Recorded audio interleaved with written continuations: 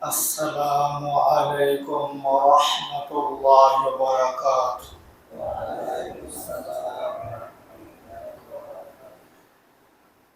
أعوذ بالله من الشيطان الرجيم.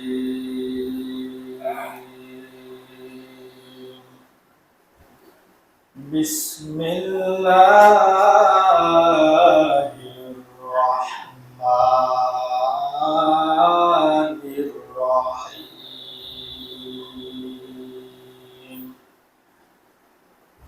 قل يا أيها الكافرون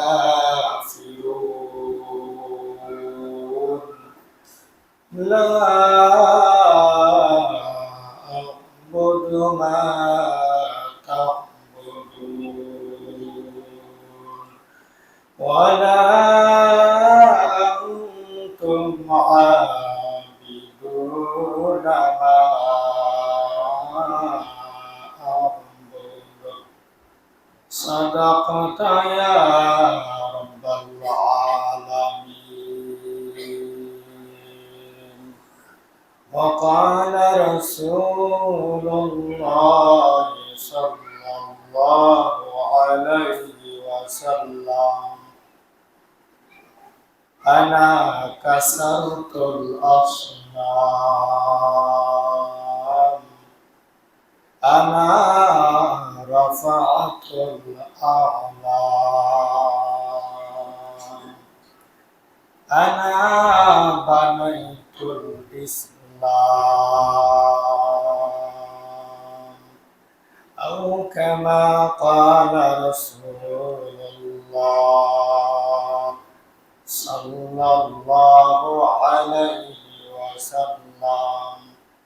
وصدق رسوله النبي الكريم ونحن على ذلك من الشاهدين والشاكرين والحمد لله رب العالمين.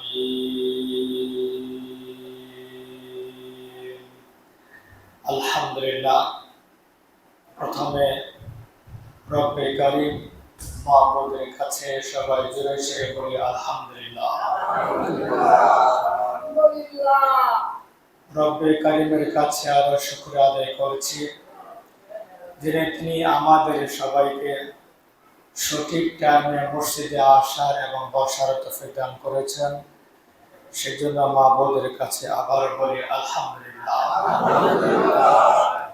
একটু মেহরবানি করে এগুলো একটু খুলে দেন, দরজাগুলো এটা এবং একটা দরজা অফ করা আছে, ওই পাশেও একই অবস্থা। একটু মেহরবানি করে দরজা। আলহামদুলিল্লাহ। সাহাবায়ে কেরাম রাদিয়াল্লাহু তাআলা আনহু শুক্রবারের দিন তারা ফজরের পর তারা মসজিদে চলে আসতো। ফজরের পর শুক্রবারের দিন জুমার নামাজ আদায় করার জন্য ফজর নামাজের পরই সাহাবায়ে কেরাম তারা চলে আসতো। বলি আলহামদুলিল্লাহ। দিনের বুঝ, দিনের সঠিক বুঝ, ভালো বুঝ, সঠিক বুঝ হওয়া, এটা আল্লাহ পাক সবাইকে দান করেন না। যাকে আল্লাহ পাক ইচ্ছা করেন তাকে দান করেন। বলি আলহামদুলিল্লাহ। আল্লাহ পাক যাকে চান তাকে সঠিক বুঝ দান করেন। আল্লাহ পাক যাকে চান তাকে সাহাবায়ে কেরামদের বুঝ তাকেও দান করেন। বলি আলহামদুলিল্লাহ। সেজন্য দিনের বুঝ হওয়া, সঠিক বুঝ হওয়া, ভালো ফিকিরওয়ালা হওয়া, আমলদার হওয়া, এটা আল্লাহ পাকের পছন্দ। আল্লাহ পাকে নির্বাচন করা, আল্লাহ পাক পছন্দ করেছেন বলে তাকে সঠিক বুঝ দান করেছেন। বলি আলহামদুলিল্লাহ। এই সঠিক বুঝটা আল্লাহ পাক একজন যে নাকি মূর্খ তাকেও দান করতে পারেন, যে নাকি চিল্লা দিয়েছেন তাকেও দান করতে পারেন, যে নাকি আলেম হয়েছে তাকেও দান করতে পারেন। যে নাকি মুফতি হয়েছে তাকেও দান করতে পারেন, যে নাকি হাজি হয়েছে তাকেও দান করতে পারেন, যিনি এরকম ভাবে কিছুই জানে না তাকেও দান করতে পারেন। সবই আল্লাহ পাকের ইচ্ছা। একজন মানুষ একজন ভালো একজন আলেমের সহমতে থাকে চলতেছে, আল্লাহ পাক তাকে ইচ্ছা করলে তাকেও দান করতে পারেন। এই দিনের সঠিক বুঝটা আল্লাহ পাক তাকে দান করেন সেটা বলা যায় না। সুতরাং দিনের বুঝটা যার ভিতরে আসছে সবাই বলি আলহামদুলিল্লাহ। এই এলাকার মধ্যে অনেক মানুষ আছে এখনো ওই মানুষগুলা তারা মসজিদে আসতে এখনো পারে নাই। বরং যাদেরকে আল্লাহ পছন্দ করেছেন, যাদেরকে আল্লাহ সঠিক বুঝ দান করেছেন, তারা মসজিদে সবার আগে আসতে পেরেছে। আবার বলি আলহামদুলিল্লাহ। এই দিনের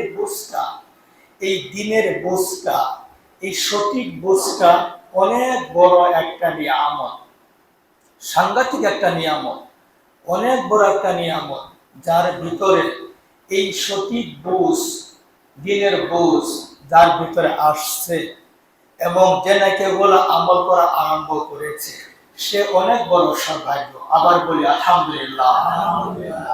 আপনি দেখেন এই পৃথিবীর মধ্যে কত মানুষ হজ করেছে কিন্তু ওরা সঠিক বুঝ পায় নাই। এই পৃথিবীর মধ্যে কত মানুষ আছে ওরা সঠিক বুঝ পায় নাই। এই পৃথিবীর মধ্যে কত এরকম তাবলীগ ওয়ালাও আছে যারা এখনো সঠিক বুঝ পায় নাই। এই পৃথিবীর মধ্যে কত আলেম আছে যারা এখনো সঠিক বুঝ পায় নাই। এই পৃথিবীর মধ্যে কত মুফতি আছে যারা এখনো সঠিক বুঝ পায় নাই। বরং এই সঠিক বুঝ হওয়া আল্লাহ পাক যাকে দান করেছেন সেই সফলতা হয়েছে, তার অনেক বড় নিয়ামত বেড়ে গেছে এবং সে আল্লাহ পাকের কাছে অনেক দামি হয়েছে। আলহামদুলিল্লাহ। আল্লাহ পাক যাকে চান তিনি তাকেই সঠিক বুঝ দান করেন। আমাদেরকে আল্লাহ সঠিক বুঝ দান করেছেন বলে আমরা আলহামদুলিল্লাহ অন্যদের তুলনায় মসজিদে আসতে পেরেছি। অন্যদের চেয়ে আমরা সবার আগে মসজিদে আসতে পেরেছি। সাহাবায়ে কেরাম রাদিয়াল্লাহু তাআলা আনহুম তাদের বোঝার মতো যেন আমরাও বুঝতে পারি। সবাই জুড়ে সুরে বলে আমিন। আমরা ইনশাআল্লাহ এখনো যে সব ভাই এই যে সাহাবায়ে কেরাম রাদিয়াল্লাহু তাআলা আনহুম তাদের আমলগুলা যারা বাদ দিয়েছে, ফজর নামাজ পড়েই জুমার দিন চলে আসা, এখনো যে সব ভাই আসেনি তাদের জন্য আমরা দোয়া করব। ওগো আরশের মালিক, তুমি তাদেরকে জুমার দিন সমস্ত কাজ রেখে অবহেলা না করে যেন তারাও যেন আসতে পারে। সবাই জোরে সরে বলি আমিন। সম্মানিত হাজিরিন, সম্মানিত উপস্থিতি, আমি আপনাদের সম্মুখে যে সূরাটি তেলাওয়াত করেছি ওই সূরার কয়েকটি আয়াত, 2-3টা আয়াতের মতো তেলাওয়াত করেছি। এই সূরাতুল কাফিরুনের সম্পর্কে আলোচনা শুনব, তার সংক্ষিপ্ত অনুবাদ এবং তার সংক্ষিপ্ত তাফসীর ব্যাখ্যা আমরা ইনশাআল্লাহ সবাই মনোযোগ সহকারে শুনি। রব্বে কারীম তিনি বলতেছেন, আউযু বিল্লাহি মিনাশ শাইতানির রাজীম, বিসমিল্লাহির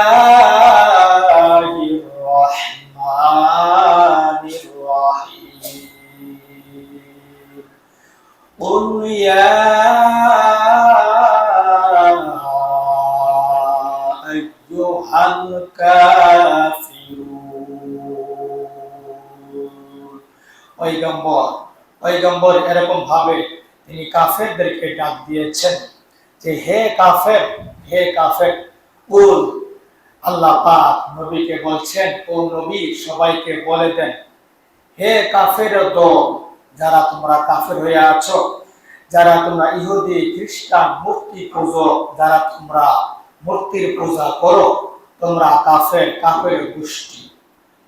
গোষ্ঠী সম্পর্কে রব্বে কারীম তিনি বলেছেন, ও নবী আপনি কাফেরদেরকে বলে দেন, কুল ইয়া আইয়ুহাল কাফিরুন লা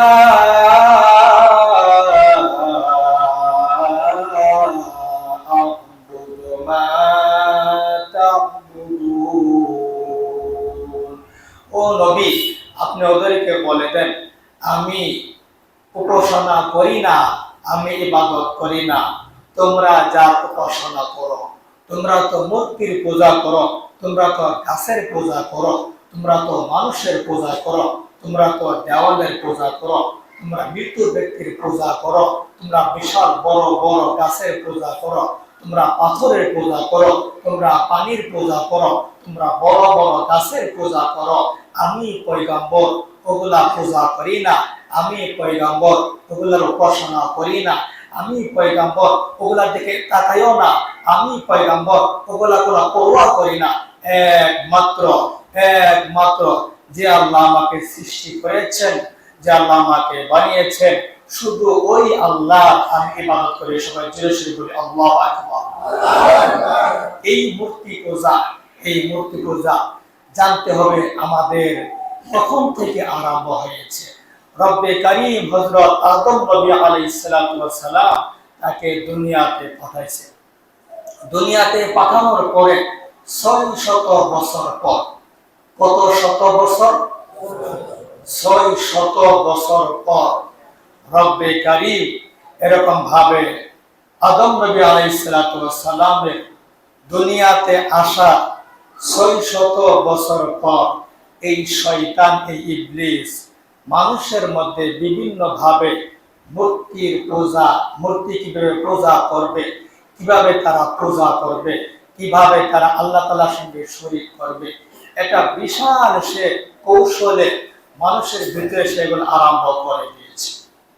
আদম নবী আলাইহিস সালাতু ওয়াস সালাম দুনিয়াতে আসার পর 600 বছর পরে সূক্ষ্ম সূক্ষ্ম কৌশলে কৌশলে সেই শয়তান মানুষের ভিতরে বিভিন্ন যুক্তি দেখিয়ে দেখিয়ে তাদেরকে পরামর্শ দিয়েছে যে তোমরা এরকম ভাবে গাছের পূজা করো, মানুষের পূজা করো, মূর্তি বানিয়ে তোমরা পূজা করা আরম্ভ করে দাও। ওই কোথায় অদৃশ্য খোদা, তোমরা তাকে দেখতে পাচ্ছ, তোমরা তাকে দেখতে তো পারো না, তোমরা সামনে সামনে যাকে দেখবা তোমরা তাকে উপাসনা করবা, তার তোমরা পূজা করবা। এরকম ভাবে ইবলিস শয়তান মানুষের ভিতরে এরকম ভাবে বিভিন্ন পরামর্শ দিয়ে আসতেছে। হযরত আদম নবী আলাইহিস সালাতু ওয়াস সালাম দুনিয়াতে আসা 600 বছর পর থেকে, সেখান থেকে এরকম ভাবে আস্তে আস্তে ধীরে ধীরে আরম্ভ হয়েছে এই মূর্তি পূজা করা, মূর্তি পূজা করা। এই ইবলিস শয়তান এরকম ভাবে সে এই পূজাকে পূজা করা, মূর্তিকে পূজা করা, আল্লাহকে বাদ দিয়ে অন্যকে পূজা করা, সে এরকম ভাবে দাওয়াত দিয়েছে, এরকম ভাবে সে মিশন চালিয়েছে। আরো সে 600 বছর মানুষকে দাওয়াত দিতে দিতে, মানুষকে মূর্তি পূজা করতে করতে এই পৃথিবীর মধ্যে একটাও মানুষও এরকম মূর্তি পূজা করা ছাড়া ছিল না। একটা মানুষও পুরা 600 বছর ইবলিস শয়তান মেহনত করতে করতে করতে করতে করতে সারা বিশ্বের সমস্ত মানুষকে সে নাস্তিক বানিয়ে ফেলেছিল, মূর্তি পূজক বানিয়ে ফেলেছিল। ওই সময় ইন্দা সারা পৃথিবীর মধ্যে শুধু একটাও মানুষের এরকম আল্লাহ তাআলাকে ডাকেনি, সবাই শুধু মূর্তির পূজার মধ্যে ছিল। ইবলিস শয়তানের দীর্ঘ 600 বছর মেহনত করার পরে তাহলে বোঝা গেল যে কোনো একটা জিনিসের পিছনে আপনি মেহনত করবেন, সেটা একদিন না একদিন সফল অবশ্যই হবে, সফল অবশ্যই হবে। এই ইবলিস শয়তান দীর্ঘ 600 বছর মেহনত করার পরে সমাজের ভিতরে সারা বিশ্বের মধ্যে সে ছড়িয়ে গেল, তোমরা শুধু মূর্তির পূজা করবা, মূর্তির পূজা করবা। রব্বে কারীম তিনি এগুলা দেখতেছেন যে ইবলিস শয়তান সেগুলা কি করতেছে। রব্বে কারীম তিনি সিদ্ধান্ত নিলেন, এখন আমার রাসূল বা পয়গম্বর এরকম নবী দুনিয়াতে পাঠাইতে হবে। রব্বে কারীম তিনি ফয়সালা করলেন, এখন আমি এদেরকে হেদায়েত করার জন্য, এদেরকে ইমানের দাওয়াত দেওয়ার জন্য, এত সবগুলা মানুষ মূর্তির পূজা করতেছে, আমি এদেরকে বানাইলাম, আমি এদেরকে খাওয়াইলাম, এরা এখন মূর্তির পূজা করতেছে, এদেরকে হেদায়েত করার জন্য, এদেরকে আমার পথে আনার জন্য আমি আল্লাহ হযরত নূহ আলাইহিস সালাতু ওয়াস সালামকে দুনিয়াতে পাঠাইলাম। যদি আপনারা আমার কথা বুঝে থাকেন এখন উত্তর দিবেন, হযরত নূহ আলাইহিস সালাতু ওয়াস সালাম যখন দুনিয়াতে আসলেন ওই সময় সমস্ত মানুষ তারা কি মূর্তি পূজা ছিল নাকি আল্লাহ তাআলা ইবাদত করত? সমস্ত মানুষ মূর্তির পূজা করত। এ টু জেড সমস্ত মানুষ এরকম মূর্তির পূজা করত সবগুলো। হযরত নূহ আলাইহিস সালাতু ওয়াস সালাম তিনি দাওয়াত দেওয়া আরম্ভ করেছেন, মানুষের কাছে গিয়ে তিনি দাওয়াত দেওয়া আরম্ভ করেছেন। আমরা সবাই শুনেছি হযরত নূহ আলাইহিস সালাতু ওয়াস সালাম তিনি এরকম ভাবে 950 বছর তিনি তার জাতিকে এরকম তিনি তার কওমকে দাওয়াত দিয়েছেন। দাওয়াতের ফলাফল কি হয়েছে? মাত্র হাতে গোনা কয়েকজন 40 জন মানুষ তারা এই সঠিক পথে আসছে। নূহ আলাইহিস সালাতু ওয়াস সালামের কথা তারা সাড়া দিয়েছে, নূহ আলাইহিস সালাতু ওয়াস সালামের দাওয়াতের তারা সাড়া দিয়েছে, তারা ঈমান এনেছে। সারা বিশ্বের মধ্যে সবগুলা মানুষ মূর্তি পূজক ছিল। এতগুলো মানুষের মধ্যে 950 বছর মেহনত করার পরে শুধু হাতে গোনা এরকম 40 জন মানুষ তারা ঈমানের ছায়াতে নিয়ে এসেছে। আর শয়তান সে 600 বছর মানুষকে মূর্তি পূজা আহ্বান করার কারণে সে সবগুলা মানুষকে এরকম ভাবে মূর্তির পূজক সবাইকে বানিয়ে ছাড়লো। তাহলে বোঝা গেল মানুষকে মন্দ করা, মানুষকে খারাপ বানানো মুহূর্তের ভিতরে সম্ভব। সুতরাং সমাজের মধ্যে আমাদের লক্ষ্য রাখতে হবে কোন জিনিস দ্বারা আপনার আমার ছেলে মেয়ে নষ্ট হয়ে যায়, কোন জিনিস দ্বারা আপনার আমার ছেলে মেয়ে ঈমান হারা হয়ে যায়, নিজে এর ঈমান আছে কিনা সেটাও দেখার বিষয়। এই বিষয়গুলো অবশ্যই আমাদের চোখনা থাকতে হবে। রব্বে কারীম আমরা যেন এই বিষয়গুলো যেন আমরা চোখনা থাকতে পারি, সবাই জোরে সোরে বলি আমিন। হযরত নূহ আলাইহিস সালাতু ওয়াস সালাম 950 বছর দাওয়াত দিলেন, জাতিদেরকে তিনি দাওয়াত দিলেন। জাতিদেরকে দাওয়াত দেওয়ার পরে ফলাফল বের হলো মাত্র 40 জন মানুষ ঈমান আনছে, আর মানুষ ঈমান আনে না। আল্লাহ পাক হযরত নূহ আলাইহিস সালাতু ওয়াস সালামকে জানাই দিল, ও নূহ আর তুমি দাওয়াত দিলে কোনো কাজ হবে না। সারা দুনিয়ার মানুষ তারা মূর্তি পূজক, সারা দুনিয়ার মানুষ তারা মূর্তির পূজা করে। এদের মধ্যে শুধু 40 জন মানুষ হেদায়েত হয়েছে, আর কেউ হেদায়েত হবে না। এখন থেকে তুমি আর দাওয়াত দিলে আর কোনো কাজ হবে না। অন্তরের খবর কে জানে? শুধু আল্লাহ তাআলা জানেন। নূহ আলাইহিস সালাতু ওয়াস সালাম তিনি মনে করলেন এতগুলা মানুষকে দাওয়াত দেওয়ার পরে শুধু 40 জন মানুষ আমার ডাকে সাড়া দিল, আর একটা মানুষ তাকে সাড়া দিল না, আর হেদায়েতও পাবে না। আল্লাহ আমাকে বলে দিয়েছে। রব্বে কারীমের কাছে হযরত নূহ আলাইহিস সালাতু ওয়াস সালাম দোয়া করলো, ও আল্লাহ তাআলা যেহেতু এরা ঈমান আনবে না, এদের কপালে হেদায়েত নাই, তুমি এদেরকে সবাইকে মেরে ফেলো। আল্লাহ তাআলা হযরত নূহ আলাইহিস সালাতু ওয়াস সালাম হুকুম দিল, ও নূহ আলাইহিস সালাতু ওয়াস সালাম তুমি বিশাল বড় জাহাজ বানাও। বিশাল বড় জাহাজ বানাইছে। এটা অনেক বড় আরো ঘটনা আছে। এরপর থেকে অনেক বন্যা আসছে, এরপর সমস্ত মানুষ মারা গেল, শুধু 40 জন ছাড়া। আর প্রত্যেক প্রাণী থেকে জোড়া জোড়ায় করে ওই জাহাজে নেওয়া হয়েছিল। এরা ছাড়া সমস্ত বেঈমান ইহুদি খ্রিস্টান মূর্তি পূজক সবগুলো মারা গেছে, সবগুলো মারা গেছে। রব্বে কারীম আমাদের সবাইকে হেদায়েত দান করেন, সবাই জোরে সোরে বলে আমিন। সুতরাং আল্লাহ তাআলা তিনি কোরআন শরীফের মধ্যে বলেন, কুল ইয়া আইয়ুহাল কাফিরুন লা আ'বুদু মা তা'বুদুন ওয়া লা আনতুম আবিদুনা মা আ'বুদু। ও পয়গম্বর, এই যে যতগুলা মানুষ দেখা হচ্ছে এরা তো মূর্তির উপাসনা করে, তারা তো মূর্তির পূজা করে, এরা আপনার কথা শুনবে না, এরা আপনার কথার দিকে তাকাবে না।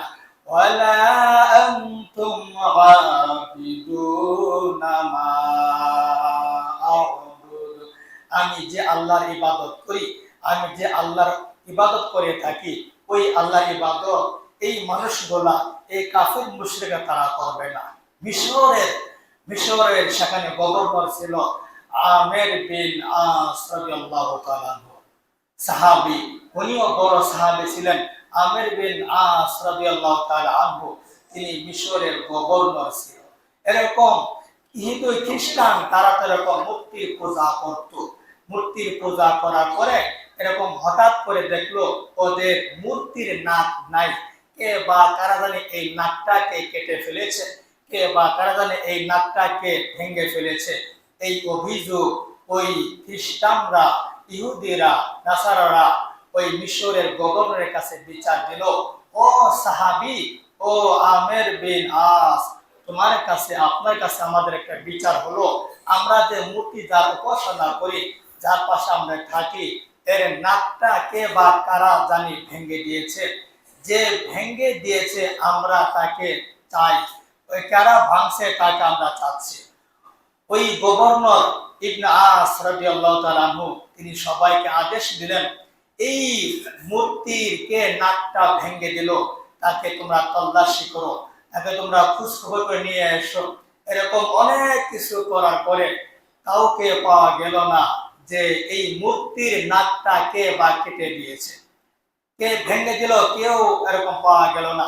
শেষমেশ তাদেরকে বলা হলো যে তোমরা যে উদ্দেশ্যে বিচার চেয়েছিলে, এখন তো এই যে নাক যেরকম ভাবে ভেঙে দিয়েছে, এই ভাঙ্গানোওয়ালা লোকটা তো খুঁজে পাওয়া যাচ্ছে না, কে বা তারা ভাঙছে খুঁজে পাওয়া যাচ্ছে না। তাহলে এক কাজ করো। এরপর ওই গভর্নর বলল যে তোমাদের মূর্তির যে নাকটা যে ভাঙ্গা হয়েছে, আমরা তো এর এই যে ভাঙছে তাকে খুঁজে পেলাম না, আমরা এক কাজ করি, আমাদের সরকারি ফান্ড থেকে তোমাদের এই মূর্তির পূজা নাকটাকে স্বর্ণ দিয়ে বানাই দেই। স্বর্ণ দিয়ে, তোমরা তো বানাইছিলা মাটি দিয়ে, তোমরা তো বানাইছিলা পাথর দিয়ে, তোমরা তো নরম দিয়ে কিছু বানাইছিলা, আমরা সরকারি পক্ষ থেকে এই মূর্তির নাকটাকে স্বর্ণ দিয়ে বানাই দেই, তোমরা কি সন্তুষ্ট আছো? এই কথা বলার পরে ইহুদি খ্রিস্টান তারা হিন্দুরা বলল, এটা আমরা সন্তুষ্ট হব না। আমাদের মূর্তির যেরকম নাকটা যদি স্বর্ণ দিয়ে বানিয়ে দেওয়া হয় তবু আমরা সন্তুষ্ট হব না। আমরা চাচ্ছি এই মূর্তির নাকটা যে ভাঙছে আমরা তাকে চাচ্ছি। এরপরে ওই খ্রিস্টানরা বলল, ইহুদিরা বলল, হিন্দুরা বলল যে আমরা নাকের বিনিময়ে নাক চাই, যে নাক ভাঙছে তাকেও আমরা চাই, নাকের বিনিময়ে নাক চাই। শেষমেশ এরকম ভাবে তার কোনোভাবে মানে না। গভর্নর তাদেরকে ঘোষণা করলো, তোমাদের কি উদ্দেশ্য? আমি তো চাইলাম তোমাদের মূর্তি যেন নাকটা যে ভেঙে দিছে তাকে তো পাওয়া গেল না, স্বর্ণ দিয়ে তোমাদের মূর্তির নাকটাকে বানাই দেব, তোমরা তো তাও তো রাজি হও না। ও ইহুদি খ্রিস্টান হিন্দু, তোমাদের কি উদ্দেশ্য আমাদেরকে বলে দাও। তারা বলল যে আমরা গভর্নরের নাকটা চাই। সবাই বলি নাউজুবিল্লাহ। যে মিশরের গভর্নর যিনি সাহাবী আমের বিন আস রাদিয়াল্লাহু তাআলা আনহু, উনার কেলে নাকটা এরকম নাকটা চাচ্ছে। অন্যান্য মানুষরা যে আশ্চর্য, আমাদের মিশরের গভর্নর এত বড় সাহাবী, ওরা মূর্তির পূজা করে সাধারণ একটা জিনিসকে বা তারা নাক ভাঙিয়ে দিছে, ওটার বিনিময়ে আমাদের গভর্নরের নাকটা তারা চাচ্ছে, এটা সহ্য করা যাবে না। গভর্নর বলল, সাহাবী বলল, আমির বিন আস রাদিয়াল্লাহু তাআলা বলল, ও ইহুদি, ও হিন্দু জাতিরা, তোমরা যেহেতু আমার নাকটা চাচ্ছ, আমি সাহাবী তোমাদের নাকটা দিব। অমুক দিন আসো, অমুক দিন তোমাদেরকে ডেট দেওয়া হবে। আশ্চর্য, কত বড় গভর্নর সাধারণ একটা মূর্তির জন্য নিজের নাকটাকে দিয়ে দিচ্ছে। ওই দিন সমস্ত লোক জমা হয়ে গেল, সমস্ত লোক তারা আসলো। আজকে গভর্নর নিজের নাকটা কেটে ওদেরকে দিয়ে দিবে, তাহলে হিন্দুরা খুশি থাকবে, ইহুদিরা খুশি থাকবে, খ্রিস্টানরা খুশি থাকবে, এই জন্য এই নাকটা দিয়ে দিবেন। দিন তারিখ হয়ে গেল, সমস্ত মানুষজন সেখানে জমা হয়ে গেল। এখন জল্লাদ আসছে, জল্লাদ এসে তার তরবারি তুলছে হাতের মধ্যে। গভর্নর সামনে বসা, সাহাবী গভর্নর সে সামনে বসা, নাকটা শুধু কাঁদবে অবস্থার মধ্যে আছে, শুধু ছুরিটা ফেলাবে, গভর্নরের নাকটা কেটে যাবে এই অবস্থায় আছে। যেই মাত্র ছুরি উপরে তুলছে, হঠাৎ বিশাল একটা আওয়াজ, কে বা কারা থেকে দূর থেকে এসে বলতেছে, সাবধান সাবধান, যে মূর্তির নাকটা ভেঙে দিয়েছে ওই লোকটা হলো আমি। ওই লোকটা আসতেছিল খুব দৌড়ে স্পিডে ঘোড়ার উপর আরোহণ করে। তোমরা একটু শান্ত হও, এই নাককে ভেঙে দেওয়া এই গভর্নর নয়, এই সাহাবী নয়, এই আমির বিন আস নয়, এই নাকটাকে ভেঙেছিলাম আমি। ঘটনা হলো ওই মূর্তির নাকের উপর একটা পাখি বসেছিল, আমি ওই পাখিকে কেন্দ্র করিয়া এরকম তীর নিক্ষেপ করেছিলাম। হঠাৎ ভুল ক্রমে পাখির গায়ে না লেগে তোমাদের মূর্তির নাকের মধ্যে লেগেছে, লাগার কারণে তোমাদের এরকম নাকটা ভেঙে গেছে। দুষ্ট হলো আমার দোষ, তোমরা কখনো এই গভর্নরের নাকটা তোমরা কেটো না। এতগুলা লক্ষ লক্ষ হাজার হাজার মানুষ তার আশ্চর্য হয়ে গেল। ইসলামের কত সুন্দর একটা বিষয়, ইসলামের মধ্যে কত সুন্দর একটা বিষয়, যিনি দোষী হয়ে থাকেন তিনি এরকম শিকার যাচ্ছে। ইসলামের মধ্যে কোনো অশান্তি নাই, ইসলামের মধ্যে কোনো এরকম একঘরেমি নাই, ইসলামের মধ্যে কোনো এরকম হিংসামূলক কোনো কিছু নাই। ইসলাম হলো শান্তি ধর্ম। সুতরাং ওই মুহূর্তে হাজার হাজার হিন্দু, ইহুদি, খ্রিস্টান তারা এই অবস্থা দেখে তারা সবাই কালেমা পড়ে মুসলমান হয়ে গেছে। সুবহানাল্লাহ। قال رسول الله صلى الله عليه وسلم أنا كسرت الأصنام ورفعت الأعلام أنا رفعت الأعلام أنا بنيت الإسلام। পয়গম্বর তিনি বলেছেন, আমি দুনিয়াতে এসে মূর্তিগুলো ভেঙে দেওয়ার ব্যবস্থা করেছি। সূচ্য কালিমা লা ইলাহা ইল্লাল্লাহ মুহাম্মদ রাসূলুল্লাহ এই কালিমা সবার কাছে পৌঁছে দিয়েছি। ওয়া আনা বানাইতুল ইসলাম, আমি পয়গম্বর ইসলামকে নিয়ে আসছি। ইসলামের সঙ্গে কোন ধর্ম এরকম মোকাবেলা করতে পারে না। ইসলাম ধর্ম হলো শান্তি ধর্ম। সুতরাং মূর্তি পূজকরা তার অশান্তির মধ্যে আছে। মূর্তি পূজকরা যার মূর্তির পূজা করে সে অশান্তি। মূর্তি পূজকরা তারা ধ্বংস, মূর্তি পূজকরা তারা জাহান্নামী, তারা চিরস্থায়ী জাহান্নামী যদি তারা কালেমা না পড়ে।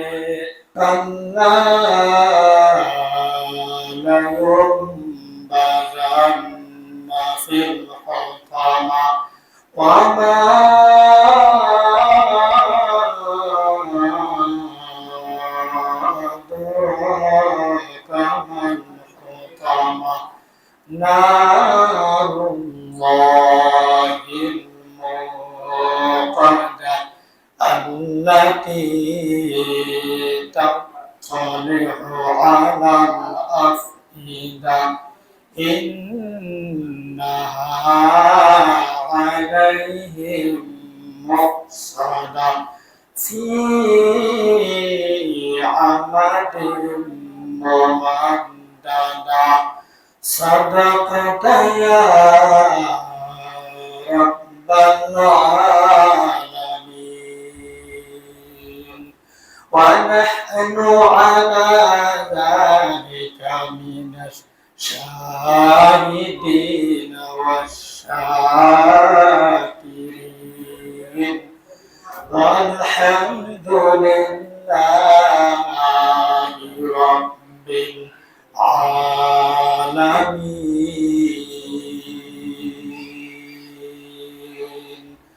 আলহামদুলিল্লাহ রব্বে কারীম, যিনি সবচেয়ে শক্তিওয়ালা, যার উপরে তার কোনো শক্তি নাই, যার সিদ্ধান্তের পরে কারো কোনো সিদ্ধান্ত নেই।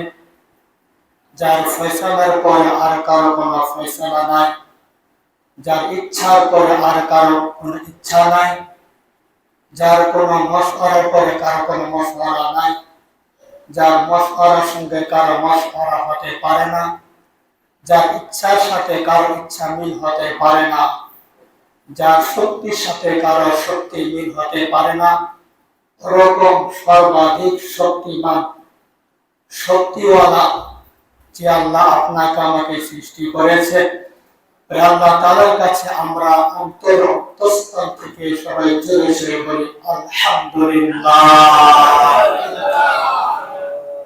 রব্বে কারীম, এই সংক্ষিপ্ত সময়ের ভিতরে আপনাদের খেদমতে, আপনাদের সেবায় ছোট্ট একটা সূরার তাফসীর এবং তার অনুবাদ শোনানো হবে এবং সেই অনুযায়ী যেন আমরা আমল করতে পারি, আমি সহ এবং আপনারাও যেন আমল করতে পারেন, সেজন্য আমরা আল্লাহ তাআলার কাছে খুব বেশি দোয়া করি।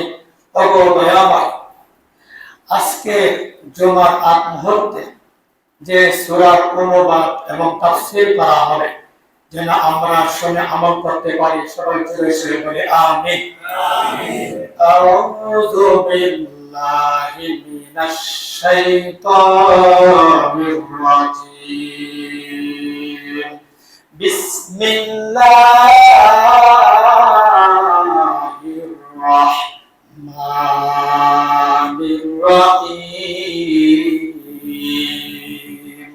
রব্বে কারীম, রব্বে কারীমের কাছে আশ্রয় নিচ্ছি সেই অভিশপ্ত বিতাড়িত শয়তানের কাছ থেকে, যেন আমাদেরকে শয়তান কোনো স্পর্শ না করতে পারে, যেন আমরা শয়তানের ধোঁকায় না পড়তে পারি। যে শয়তান, যার আল্লাহ পাকের পরে স্থান পয়গম্বর বিশ্ব নবী সকলে বলি সাল্লাল্লাহু আলাইহি ওয়াসাল্লাম, উনি যখন জন্মগ্রহণ করেছিলেন তাকে ধোঁকা দেওয়ার জন্য আসছিল ওই শয়তান ইবলিসের থেকে রব্বে কারীমের কাছে আশ্রয় নিচ্ছি। বিসমিল্লাহির রহমানির রহিম। সকল কাজ একমাত্র রব্বে কারীমের নামে শুরু, যিনি অতি দয়ালু, যার দয়ালুর সঙ্গে কোনো দয়ালু মিল হতে পারে না, যার রহমতের সঙ্গে কারো রহমত মিল হতে পারে না, যার ইহসানের সাথে কারো ইহসান মিল হতে পারে না, যার অনুগ্রহের সাথে কারো অনুগ্রহ মিল হতে পারে না, ওই আল্লাহর নামে শুরু করছি। সমস্ত কাজ একমাত্র আল্লাহ তাআলা দ্বারা শুরু করা হচ্ছে। সমস্ত কাজ, এই পৃথিবীর বুকে যতগুলা কাজ হবে সমস্ত কাজ একমাত্র আল্লাহর নামে শুরু করব। এ টু জেড সমস্ত কাজ আমরা কার নামে শুরু করব? একমাত্র আল্লাহ তাআলার নামে শুরু করব। সুতরাং ওই আল্লাহ, যে আল্লাহ সুখে রেখেছেন আলহামদুলিল্লাহ, ও সুখে রেখেছেন শুকর আদায় করতে হবে, তো আলহামদুলিল্লাহ সবর করতে হবে। একজনের এরকম সংসারের মধ্যে বিশাল এখানে শুধু মেয়ে, খালি মেয়ে, 4টা মেয়ে হয়েছে কিন্তু কোনো ছেলে সন্তান নাই, সেটার মধ্যেও এরকম সন্তুষ্ট থাকতে হবে। সেক্ষেত্রে একটা বলা যাবে না যে আল্লাহ ভুল করেছে, আল্লাহ ভুল করেছে, আমাকে আল্লাহ 4টে সন্তান দিয়েছে, 4টা মেয়ে দিয়েছে, আর কোনো ছেলে তাই নেই, এরকম বলা যাবে না যে আল্লাহ ভুল করেছে। আল্লাহ ভুলে করতে আল্লাহ কোনোদিন ভুল করেন না, তার সিদ্ধান্ত, তার কথা, তার ফয়সালা চূড়ান্ত। সুতরাং সমস্ত কাজের ক্ষেত্রে একমাত্র আমরা কার নাম দ্বারা শুরু করব? আবার বলেন কার নাম দ্বারা? বিসমিল্লাহির রহমানির রহিম। ওয়াইলুন লিকুল্লি হুমাযাতিল লুমাযা আল্লাযী জামাআ মালান ওয়া আদ্দাদা। সবাই বলি সুবহানাল্লাহ। রব্বে কারীম এই সূরার মধ্যে তিনি খুব ভালো কথা বলেছেন, তিনি চমৎকার কথা বলেছেন। মানুষের বর্তমান অবস্থা সম্পর্কে রব্বে কারীম সুবহানাহু ওয়া তাআলা তিনি সুন্দর উক্তি দিয়েছেন, সুন্দর কথা বলেছেন। তিনি কত সুন্দর কথা বলেছেন। সমাজে সমাজের মধ্যে মানুষের ঝগড়া এরকম হয়ে থাকে যে মানুষ একে অপরের দোষ বলে, আইব গীবত এগুলা বলতেই থাকে, পরনিন্দা এগুলা বলতেই থাকে। একজন মানুষের সম্পর্কে আরেক মানুষের কাছে গিয়ে এমন একটা কথা বলে দিল যে কথা বলার কারণে যাকে বলা হলো তার সঙ্গে আবার যার ব্যাপারে বলা হলো এদের মধ্যে ঝগড়া বাজাই দিচ্ছে, নানান কথা বলে বলে ঝগড়া এরকম ভাবে করতেছে, গীবত পরনিন্দা। সমাজের মধ্যে যেসব ভাই যেসব বোন যারা এই সকল কাজে নিয়োজিত, যে দুজনের মধ্যে এরকম ভাবে এমন একটা কথা বলে যে কথা বলার মাধ্যমে তাদের মধ্যে বিচ্ছিন্ন ঘটে, ঝগড়া হয়, কিলেকিলি হয়, মারামারি হয়, মীমাংসা হয় না।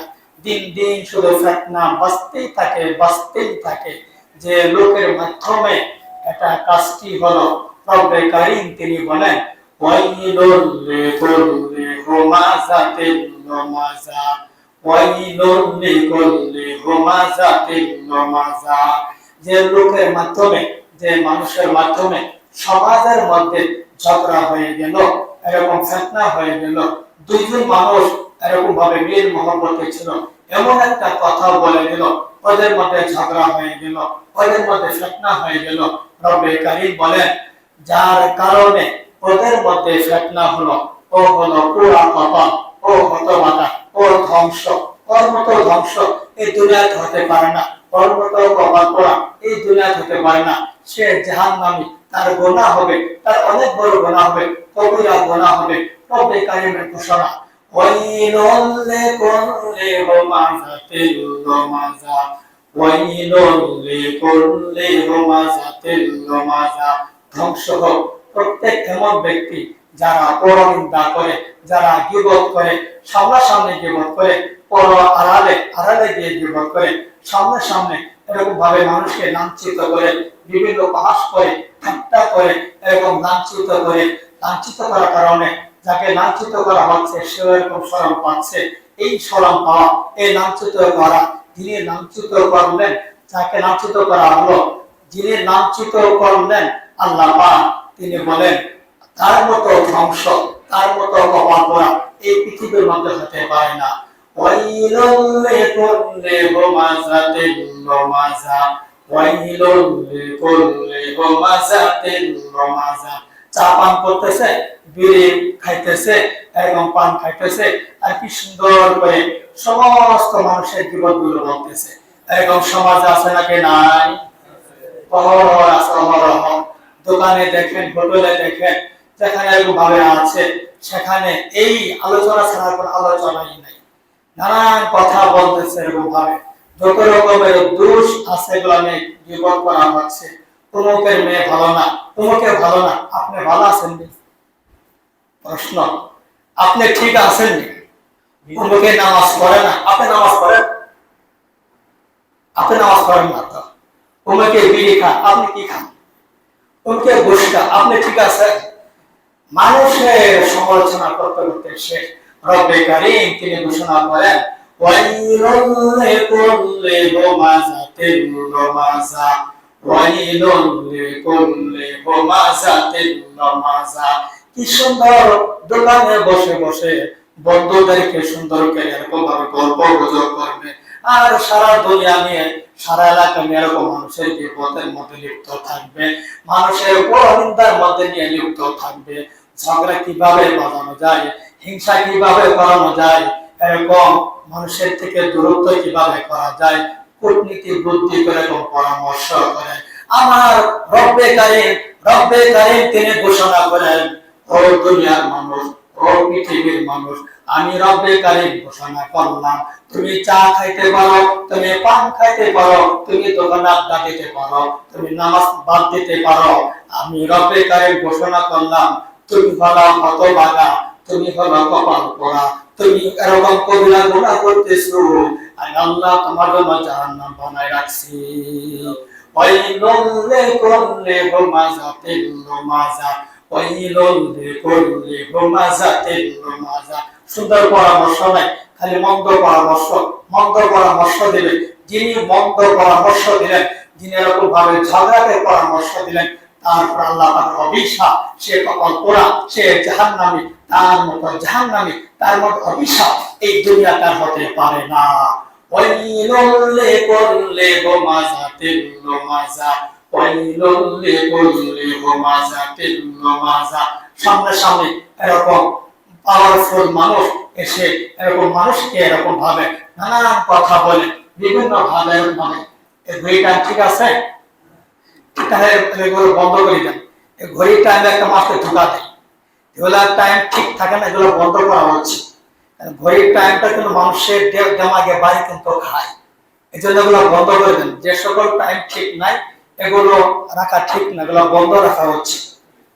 টাইম একটা মানুষের ব্যবস্থা করা আছে, এদিকে টাকা টাইম কত বাজে একটা বাড়ি খা, টাইম ঠিক থাকে, কোনো সমস্যা হয় না। এই টাইম থাকে এলোমেলো, কি এখন বাজে, ওই সময় জেনটা ওই দিকে সে নিজের ধোকা খায়। এই জন্য যে নষ্ট ঘড়ি এগুলা অফ রাখবেন, নষ্ট ঘড়ি দেয় কেন? টাইম দেখার জন্য। ওটা মিথ্যা বলতেছে, এটা টাইম ঠিক নাই, এগুলো সব বন্ধ রাখবেন। আর সঙ্গে একটা ঘড়ি দেবেন, আমাদের সময় দেখা প্রয়োজন আছে, কিন্তু আমি আমার ঘড়ি দেখি, এদিকে দেখবো না ওইদিকে দেখবো, এদের সঙ্গে একটা ঘড়ি দেবেন মেহরবানি করে। রব্বে কারীম আমাদের সবাইকে সঠিক বুঝতে এবং সবাই জোরে সোরে বলে আমিন। যখন 2 মিনিট করে একটা বাজবে শুরু করবে না খাওয়ারে। রব্বে কারীম তিনি ঘোষণা করেন ওয়াইলুল লিকুল্লি হুমাযাতিল লুমাযা আল্লাযী জামাআ মালাহু ওয়া আদ্দাদা। এক নম্বর হলো যিনি গীবত করে সে হলো হতভাগা, সে কপাল পোড়া। 2 নম্বর আল্লাযী জামাআ মালাহু ওয়া আদ্দাদা, আল্লাযী জামাআ মালা। 2 নম্বর হলো হতভাগা, কপাল পোড়া। কি করলো, কি বানাইলো, কি নিয়ে গেল দুনিয়া থেকে, তার মতো হতভাগা কে হতে পারে? আল্লাযী জামাআ মালা, শুধু ধন সম্পদ জমা করে, টাকা পয়সা জমা করে, বিশাল আকারে ব্যাংক ব্যালেন্স করে, জায়গা জমি কিনে এরকম অনেক কিছু বানাচ্ছে, ভুলো দান করে না, মসজিদে দান করে না, মাদ্রাসায় দান করে না, উলামায়ে কেরামদের সঙ্গে কোনো সম্পর্ক নাই, এরকম গরিব অসহায়দের দান করে না, এরকম গরিবদেরকে সাহায্য করে না, ভালো লোকদেরকে সাহায্য করে না।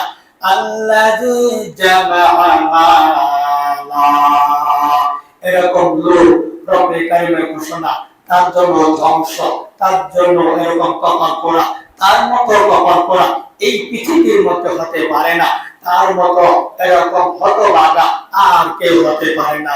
আল্লাযী জামাআ মালা, আমরা মাল বলি না, মাল বলি না, মাল, ওই মালটাই আল্লাহ পাক বলে মালা, ওই মাল জমা করছে। জামা অর্থ হলো সঞ্চয় করা, জমা করে রাখা, দান করে না। আল্লাযী জামাআ মালা ওয়া আদ্দাদা, ওয়া আদ্দাদা, আদ্দাদা অর্থ গণনা করা, গণনা করে আমার এতগুলা বিল্ডিং আছে, আমার এতগুলা জমি আছে, আমার এতগুলা টাকা আছে, অমুক জায়গায় এত টাকাগুলা পাই, এগুলা শুধু গনে আর গনে। এটা গনে না আমার সওয়াব কই, এটা গনে না আমার জান্নাত কই, এটা গনে না আমার নামাজ কই, এটা গনে না আমার রোজা কই, এটা গনে না আমার হজ কই, এটা গনে না আমার যাকাত কই। যে জিনিসটা আসল সেটা গনে না, শুধু ওগুলা গনে। রব্বে কারীম বলতেছেন এগুলা শুধু জমা করে আর হিসাব করে, হিসাব করে করে করে রব্বে কারীম বলেন এই যতগুলা মাল জমা করলো, এতগুলা ধন সম্পদ জমা করলো, দান করলো না, এগুলা শুধু হিসাব করে রাখতেছে, এই লোকের মতো আর হতভাগা পৃথিবীর মধ্যে আর হতে পারে না, পৃথিবীর মধ্যে তার চেয়ে এখন হতভাগা হতে পারে না।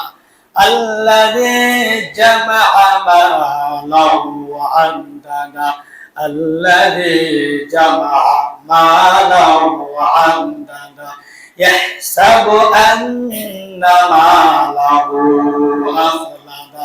ও মনে করে, ও ভাবে, ও মনে করে নিশ্চয় এই ধন সম্পদ গুলো চিরস্থায়ী থাকবে, সারা জীবন থাকবে, সারা জীবন থাকবে, এটা সে মনে করে। এমন ভাবে মনে করে নিশ্চয় আমার এই বাড়ি ঘর, নিশ্চয় আমার এই ব্যাংক ব্যালেন্স, নিশ্চয় আমার এই জায়গা জমি, নিশ্চয় বিশাল টাকার অধিকারী, এগুলা সারা জীবন থাকবে, সে একটা ধারণা করে। আর ধারণা এরকম করে নিশ্চয় এগুলা থাকবে। আরে বোকা, রব্বে কারীম ঘোষণা বলেন তোমার মতো হতভাগা, তোমার মতো কপাল পোড়া, তোমার মতো এরকম বোকা মানুষ আর পৃথিবীর মধ্যে হতে পারে না। আল্লাযী জামাআ মালান ওয়া আদ্দাদা ইয়াহসাবু আন্না মালাহু আখলাদা কাল্লা লা ইউনবাযান্না ফিল হুতামা। রব্বে কারীমের ঘোষণা যে আমার চেয়ে তো পাওয়ারফুল এই পৃথিবীর মধ্যে নাই, আমার চেয়ে শক্তিওয়ালা এই নশ্বর পৃথিবীর মধ্যে কেউ নাই। আমি আল্লাহ ঘোষণা করলাম কাল্লা, কখনো না। ও যেটা ধারণা করেছিল আজীবন তার সম্পদ থাকবে, আজীবন তার ব্যাংক ব্যালেন্স থাকবে, আজীবন তার ঘর বাড়ি থাকবে, কখনো না, কখনো না। কাল্লা লা ইউনবাযান্না ফিল হুতামা। কৃপণ করে এরকম জমা করছে, ও দান করে না।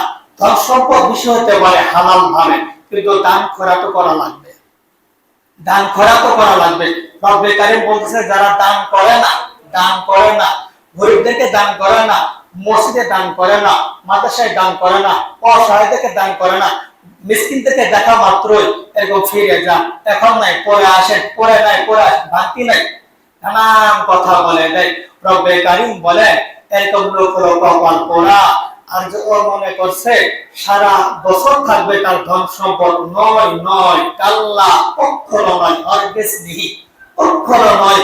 লা ইউনবাযান্না ফিল হুতামা। যে মানুষটা বিশাল আকারে ধন সম্পদ জমা করলো, আল্লাহ রাস্তায় দান করলো না, এরকম তাবলীগ জামাতে যাওয়ার সময় নাই, কোনো সময় নাই, এরকম ভাবে গরিব অসহায়দেরকে দান করলো না, মসজিদে এসে দান করলো না, মাদ্রাসায় এসে দান করলো না। আমার রব্বে কারীম ঘোষণা করেন এরকম কি কোন মানুষ, এরকম হতভাগা, সে হলো ধ্বংস। লা ইউনবাযান্না ফিল হুতামা। আমি অবশ্যই তাকে ফিল হুতামা নামক জাহান্নামে নিক্ষেপ করব, জাহান্নামে তাকে আমি নিক্ষেপ করব। কিরকম জাহান্নাম? রব্বে কারীম তিনি বলেন কাল্লা লা ইউনবাযান্না ফিল হুতামা ওয়া মা আদরাকা মাল হুতামা। রব্বে কারীম তিনি ঘোষণা করতেছেন যে মানুষটা বিশাল সম্পদের মালিক হলো, দান খয়রাত করে না, আমি তাকে হুতামা নামক জাহান্নামে নিক্ষেপ করব। তোমরা কি জানো হুতামা জাহান্নামটা কি রকম? রব্বে কারীম তিনি ঘোষণা করেন ওয়া মা আদরাকা মাল হুতামা নারুল্লাহিল মুকাদা। হুতামা জাহান্নাম হলো আল্লাহর প্রজ্বলিত আগুন, আল্লাহর প্রজ্বলিত আগুন। যে আগুনটা ধাউ ধাউ করে জ্বলে, যে আগুনটা ধাউ ধাউ করে জ্বলে, কয়টা বাজে? যে আগুনটা ধাউ ধাউ করে জ্বলে, ওই আগুনটাকে বলা হয় হুতামা।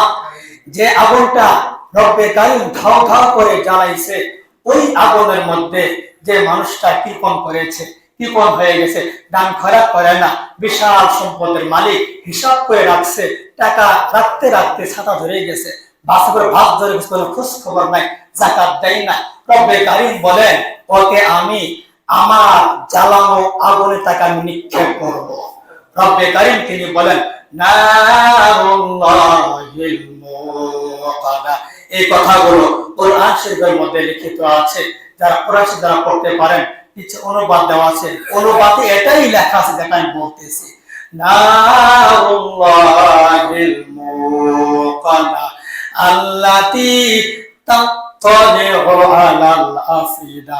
বলতেছে রব্বে কারীমের জ্বালানো আগুন এটা কি রকম?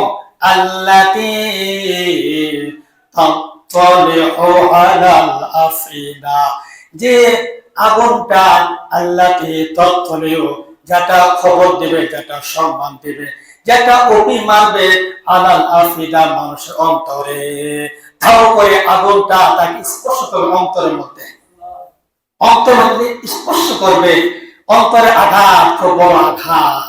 ওই সময় দেখা যাবে দুনিয়াতে কতবার বলা হয়েছে মসজিদে ইমাম সাহেব, মুয়াজ্জিন সাহেব ওয়াজের ময়দানে কত স্থানে শুনলাম যে মসজিদে দান করো, মাদ্রাসায় দান করো, গরিবদেরকে দান করো, অসহায়দেরকে দান করো, হক্কানি উলামাদের সঙ্গে সম্পর্ক রাখো। এগুলো আমি কিছুই রাখি নাই, শুধু জমা করে রাখছি। আমার তো সামর্থ্য ছিল, পকেটের টাকাও ছিল, সামনে দিয়ে টাকি নিয়ে গেছে, মসজিদের দান বাক্স নিয়ে গেছে, মাদ্রাসার দান বাক্স নিয়ে গেছে, ওলামায়ে কেরাম তারা বয়ানও করেছে। টাকা থাকা সত্ত্বেও আমার এই হাতটা পকেটে ঢুকে নাই, ওই টাকাটাও বের হয় নাই। ওই হাসর ময়দানে হাজার বার যদি কান্নাকাটি করা হয়, ওই কান্নাকাটি চোখের পানি শুকায় যাবে, পুষ বের হবে, রক্ত প্রবাহিত হবে, তবুও সেটা কোনো কাজ আসবে না। তার ঘোষণা বলেন, আল্লাহ পাকের ঘোষণা, আল্লাতী তাত্তালিউ আলাল আফইদা ইন্নাহা আলাইহিম মুকসাদা। শুধু তাই নয়, ওই যে কৃপণ মানুষটা যে নাকি শুধু টাকা পয়সা এরকম জমা করলো, কোথাও কোনো দান করলো না, এরকম মানুষের সঙ্গে দাঁড়াইলো না, মানুষের পাশে দাঁড়াইলো না, সাহায্য করলো না, রব্বে কারীম বলেন হাসরের ময়দানে জাহান্নামে আমি তাকে চতুর্পাশে আগুন দিয়ে রাখবো, চতুর্পাশে আগুন দিয়ে রাখবো। দেখা যাবে তুমি এখন মজা বুঝো, তুমি এখন স্বাদ বুঝো, তুমি দুনিয়ার এরকম চাকচিক্য দেখে আমাকে ভুলে গেছিলা। মসজিদে ইমাম সাহেব বয়ান করে সেদিকে তাকাই থাকো, বয়ান করে করে যা, আমি আমার মতো আছি, থাকেন, কোনো সমস্যা নাই, থাকেন, আপনি আমার মতো থাকতে পারেন। একদিন এই জীবন, একদিন এই হাতের নড়াচড়া একদিন বন্ধ হয়ে যাবে। ওই বন্ধ হয়ে যাওয়ার পর আর কোনো কাজে আসবে না। এখনো সময় আছে, যারা আমরা এই টাইমে যারা আছি অথবা যারা এর মতো হতে যাচ্ছি, মেহেরবানি করে রব্বে কারীম যেন আমাদের সবাইকে, আমরা যেন এই পথের পথিক না হয়, সবাই জোরে সরে বলি আমিন। আল্লাতী তাত্তালিউ আলাল আফইদা ইন্নাহা আলাইহিম মুকসাদা ফি আমাদিম মুমাদ্দাদা। ওই যে কৃপণ মানুষটা যে নাকি দান করলো না, ওলামায়ে কেরামদের সঙ্গে সম্পর্ক রাখলো না, মসজিদে দান করলো না, মাদ্রাসায় দান করলো না, গরিব অসহায়দেরকে এরকম দান করলো না, রব্বে কারীম বলেন আমি তাকে জাহান্নামে নিক্ষেপ করব।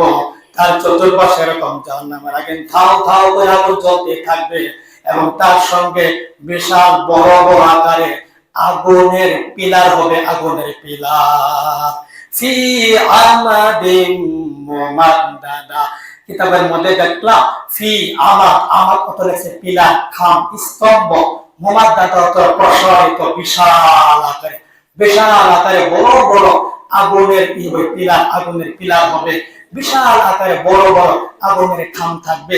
এরকম কষ্টের মধ্যে ওই লোক থাকবে, এবং তার জন্য ধ্বংস, তার জন্য হতভাগা, তার জন্য কপাল পোড়া। রব্বে কারীম যেন আমরা এরকম ভয়াবহ এরকম কথা থেকে আমরা বাঁচতে পারি, জোরে সরে বলে আমিন।